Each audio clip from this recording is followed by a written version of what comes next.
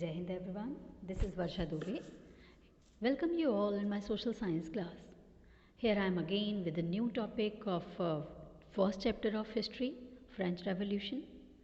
Today we are going to discuss that did women have a revolution? It means we'll discuss about the role of a women in French society, in French Revolution. आज के इस video lecture में हम क्या discuss करने वाले हैं? आज हम ये देखेंगे कि विमेन का पार्टिसिपेशन कैसा था, उनका क्या रोल था फ्रेंच रेवोल्यूशन में. ठीक है, but as I do always I just brief you whatever I have taught you in the previous video. In the last videos we have discussed about the directory rules in France, fall of Jacobin Club, है ना. इन सब चीज़ों के बारे में हमने पिछले कुछ वीडियोज़ में डिस्कस किया. डायरेक्टरी रूल्स क्या है, कैसे आया, जैकोबिन क्लब कैसे इस्टेब्लिश हुआ और कैसे उसका फॉल यानी कि पतन भी हुआ. ये सारी चीज़ें हमने डिस्कस कर ली. But today we'll discuss together that what was the position and the role of women in revolution, in French revolution. Actually they played a prominent role, है ना. आज हम ये देखेंगे कि लेडीज़ का, औरतों का क्या रोल था फ्रेंच रेवोल्यूशन में, उस समय उनकी स्थिति क्या थी, है ना. एक्चुअली उनका रोल बहुत ही इम्पॉर्टेंट था. तो इसके बारे में हम शुरू करते हैं. Look here, women as an active participant, their expectations. देखो, from very beginning, women were active participants in the events which brought several changes in the French society. When the male gender involved directly in the revolutionary activities, the women did different household work so that they were expecting to improve their lifestyle, but failed. शुरुआत से ही हमने देखा कि women's जो थी वो active participants थी इस इवेंट का, इस पूरे फ्रेंच रेवोल्यूशन के दौरान, है ना. और बहुत सारे चेंजेस भी सोसाइटी में आते हैं इसको लेकर के. जब सारे के सारे सोसाइटी के जो मेल जो होते हैं, जो जेंट्स होते हैं, वो जब डायरेक्टली इन्वॉल्व होते हैं, जितनी भी रेवोल्यूशनरी एक्टिविटीज़ हो रही थी फ्रांस में उसमें इन्वॉल्व हो जाते हैं, तो उस दौरान लेडीज़ का क्या रोल होता है, वो हाउस होल्ड वर्क को निपटाती हैं, घर के सभी कामों को निपटाने के बाद इसके अलावा वो कुछ कुछ अर्निंग का भी काम कहीं ना कहीं करती हैं, है ना. और जब इस तरीके से उनकी एक्टिव इन्वॉल्वमेंट है कहीं ना कहीं, इनडायरेक्टली ही सही, तो उनके मन में कोई एक्सपेक्टेशन भी होगी, भाई हमारे लिए भी सोसाइटी में कुछ हो, है ना. लेकिन उनकी एक्सपेक्टेशन कि उनकी स्टेटस में कुछ इम्प्रूवमेंट लाई जाए, उनकी स्थिति में कुछ सुधार हो, ये एक्सपेक्टेशन जो है पूरी तरीके से फेल हो जाती है. Look here, women worked for a living. Third state had no access to education, look after family wages were low. देखो, family wages were low होगा, here is the spelling error, LOW, that is not LONE. okay. देखिए, there were no improvements in the position of the women. औरतों की स्थिति में कोई सुधार नहीं आ रहा था, है ना. Their expectation was not fulfilled. The women, especially of third state, had no work for living, as sold flowers, vegetables, or employed as a domestic servants. And not only this, they had to do their own domestic work, like cooking, fetching water, etc. औरतों की जो status था उसमें कोई improvement नहीं आई. Specially जो third section की, जो थर्ड स्टेट की जो औरतें थीं, उनको किस तरीके के काम करने होते थे. अगर उन्हें अर्निंग चलानी है, अपनी लिवलीहुड अर्न करना है, तो उसके लिए वो फ्लावर बेचती थी, वेजिटेबल्स बेचती थी एज अ वेंडर, और डोमेस्टिक सर्वेंट की तरह यानी मेड की तरह जो प्रॉस्परस लोग थे उनके घरों में काम किया करती थी. और वहाँ काम करने के अलावा वो अपने घर के भी सारे काम करती थी, जैसे कुकिंग करना, है ना, फिचिंग ऑफ वाटर यानी कुओं से पानी निकाल करके भर करके लाना, है ना, बच्चों की केयरिंग करना, मतलब ये सारे काम करती थी, है ना. They get low wages than man. Same काम के लिए जहाँ पे मेल को, मेल डिस्क्रिमिनेशन देखिए किस कदर था सोसाइटी में, वहाँ भी, है ना, जो मेल थे उनको विमेन के कंपेरिजन में ज़्यादा वेजेस मिलती थी, ज़्यादा मजदूरी मिलती थी. जबकि सेम वही काम अगर कोई लेडी परफॉर्म करती है तो उसको जेंट्स के कंपेरिजन में लो वेजेस मिलता था. They didn't have chance to education. Only the daughter of nobles or wealthier family could study at convent. Third states की जो औरतें थी उनको एजुकेशन का कोई भी छूट नहीं थी, कोई राइट नहीं था. और जो नोबल क्लास की या फिर कह सकते हैं कि जो वेल्दियर क्लास की जो औरतें और लड़कियां थीं उनको पढ़ने की इजाज़त थी कॉन्वेंट में जा कर के। तो इस तरीके से हम ये कह सकते हैं that the role of women was limited during those days. उन दिनों औरतों के रोल थे लेकिन बड़े ही लिमिट, बड़े ही नियंत्रण में थे। ठीक है। Now look at the third point. They started to have their own political club, the society of revolutionary and republican women. अब देखो, because of being discriminated in the society, women started to make their own political club and newspaper। क्योंकि society में वो discrimination झेल रही थी, भेदभाव झेल रही थी, इसलिए वो क्या करती हैं, ऊब करके अपना खुद का एक राजनीतिक संगठन, एक ग्रुप बना लेती हैं, पॉलिटिकल क्लब बना लेती हैं, अपनी न्यूज़पेपर भी लॉन्च करती हैं। The society of revolutionary and Republican women was the most famous among them, है ना। इनमें से सबसे फेमस कौन कौन सा था newspaper? The society of revolutionary, जो क्लब की अगर हम बात कर रहे हैं तो कौन से दो फेमस क्लब थे लेडीज़ के? The society of revolutionary and republican women. ये दो सबसे प्रोमिनेंट क्लब थे उन दिनों लेडीज़ के। और उन्होंने ये क्यों बनाया? So that they can raise their voice, ताकि वो बुलंद होकर के इन ग्रुप के ज़रिए, इस क्लब के ज़रिए अपनी डिमांड को रख सकें, सोसाइटी में अपनी बातों को रख सकें, अपनी आवाज़ तेज कर सकें। But their expectations couldn't fulfilled.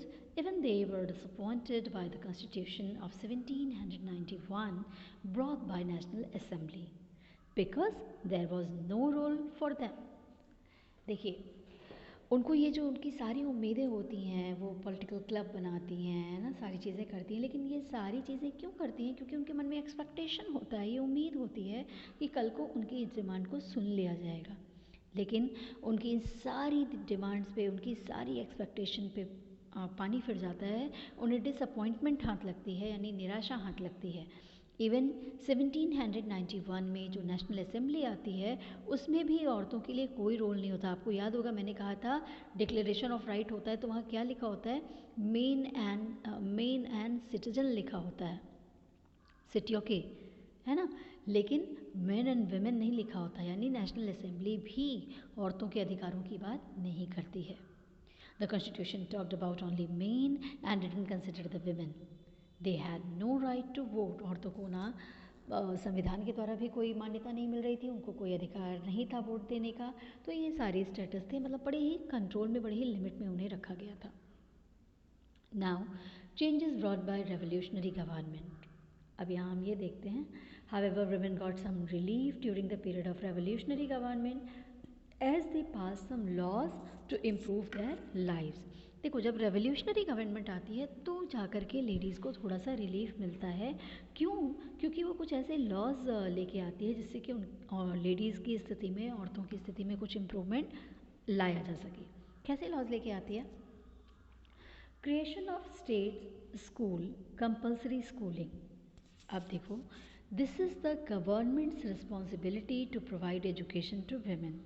ये कहा गया कि स्टेट स्कूल बनाए गए और कंपलसरी कर दिया गया स्कूलिंग को, और ये कहा गया कि ये गवर्नमेंट की लाइबिलिटी बनती है, गवर्नमेंट की रिस्पॉन्सिबिलिटी बनती है कि वो लेडीज़ को भी एजुकेशन प्रोवाइड कराए, एजुकेशन की अपॉर्चुनिटी जो है वो उपलब्ध कराए। फिर है, they couldn't be forced to marry against their will. अपनी इच्छाओं के विरुद्ध किसी भी औरत को अगर उसकी इच्छा नहीं है तो ज़बरदस्ती किसी से शादी करने के लिए आप फोर्स नहीं कर सकते हो। ये रूल आया रेवोल्यूशनरी गवर्नमेंट के साथ। फिर divorce was made legal and could be applied by both men and women. इसके पहले देखिए डिवोर्स लेने की इजाज़त नहीं थी, और हुई भी तो केवल मेल सेक्शन जो है वो डोमिनेट करता था। लेकिन रेवोल्यूशनरी गवर्नमेंट ने नियम निकाला कि नहीं, डिवोर्स जो है वो लीगल मतलब कानून से ही दिया जाएगा, कोई और इसमें डिसीज़न नहीं लेगा, और दोनों इसके लिए अप्लाई कर सकते हैं। अगर मेन वेमेन दोनों में से कोई भी डिसअपॉइंटेड है, कोई भी नहीं चाहता कि आगे कंटिन्यू किया जाए रिलेशंस को, तो वो डिवोर्स के लिए अप्लाई कर सकता है। The next one is they were allowed to train for jobs, could become artists or run small businesses। अब देखिए, the situation during the reign of terror, अगर हम यहाँ पे एक पॉइंट मैंने मिस किया अभी, they were allowed to train for jobs, could become artists or run small business। Ladies को ये अधिकार मिला कि वो अपनी इच्छा के हिसाब से जॉब कर सकती हैं, है ना। वो अगर आर्टिस्ट बनना चाहती है तो वो भी वो कर सकती हैं, छोटे छोटे बिजनेस चला सकती हैं। इस तरीके की थोड़ी बहुत रिलीफ उनको मिली रेवोल्यूशनरी गवर्नमेंट के समय में। फिर आता है the situation during the reign of terror, all political club was banned. देखो, in the period of Robespierre again all kinds of political club was banned. ये तो मैंने आपको बताया था अभी लास्ट वीडियोज़ में कुछ एक पहले, कि जब जो पीरियड था भय का, आतंक का माहौल था रॉब्सपियरे के पीरियड में, है ना, सारी तरीके के पॉलिटिकल क्लब को बैन कर दिया गया। फिर all kinds of political club was banned and the level of equality of women again down। और इस तरीके से औरतों के स्थिति में, स्टेटस में जो थोड़ा अपलिफ्टमेंट होना शुरू भी हुआ था वो फिर से वापस नीचे आ जाता है ना। Many prominent women were arrested and executed। अब देखिए, जो ऐसी औरतें जो लीड कर रही थी जो क्लब है या फिर औरतों के एसोसिएशंस को जो चला रही थी, जो थोड़ी तेज थी, है ना, जो अपने अधिकारों के लिए अवेयर थी, उनको अरेस्ट कर लिया गया और फांसी दे दी गई, है ना।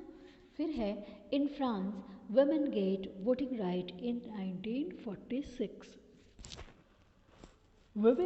Women's movements for voting rights and equal wages continued through the next 200 years and finally they got right to vote in France in 1946। 200 साल तक औरतों ने संघर्ष किया वोटिंग राइट पाने के लिए, इक्वलिटी पाने के लिए सोसाइटी में, और एट लास्ट 1946 में उनको राइट टू वोट मिल जाता है। कहाँ पे? फ्रांस में। ठीक है। नेक्स्ट है Olympe de Gouges declaration of rights of women and citizen. देखो, ओलंपिस डिगोजेस कौन थी? She was a revolutionary women, एक क्रांतिकारी महिला थी, who raise voice against the declaration of rights of man and citizen, है ना। उसने टोटली विरोध किया कि ये जो डिक्लेरेशन ऑफ राइट आया है जिसमें केवल मैन और सिटीजन की बात की गई है ना, और इसका वो विरोध करती थी। एंड एज क्यों विरोध करती थी? As that do the discrimination with women, क्योंकि वो डिस्क्रिमिनेशन, भेदभाव कर रहा था औरतों के साथ। She played an important role for the women empowerment. उसने बहुत ही इम्पॉर्टेंट रोल प्ले करा औरतों को सशक्त बनाने में, उनको स्ट्रांग होकर के खड़े होने में। ठीक है, तो आज के लिए इतना ही। हाँ, आपके एग्ज़ाम में कभी कभी क्वेश्चन आपसे 1 मार्क्स या 2 मार्क्स 3 मार्क्स में पूछ भी सकता है, that name the first country who give the voting right to women, या when did in India women get voting right. इस टाइप के क्वेश्चन आपसे पूछे जा सकते हैं, तो आप इसके लिए प्रिपेयर रहोगे, है ना। तो इस तरीके से, अच्छा, यहाँ पे जो मैंने ओलंपिक डिगोजेस की बात की, declaration of rights of women and citizen की, वो बात करती है, वो ये कहती है कि अभी तक जो सिटीजन कहा जा रहा है वो सिटीजन ना होकर के औरतों की बात वुमेन कर दिया जाए, लेकिन उसके साथ भी वही होता है। She was charged for treason, देशद्रोह का आरोप लगता है उस पर, एंड वॉज एग्जीक्यूटेड, और उसको भी फांसी की सज़ा दे दी जाती है। In this way, we will have the enough discussion on this topic. Now, that's it for today. We'll meet again in the new video with the new topic that will be the abolition of slavery। कैसे slavery वहाँ से ख़त्म होती है, इसके बारे में मैं अपने नेक्स्ट वीडियो में आपके साथ डिस्कस करूँगी। तो आज के लिए इतना ही। Till then, stay connected, keep learning. Please like, share and subscribe my videos and hit on the bell icon to get the notification of my upcoming video. So thank you. Jai Hind.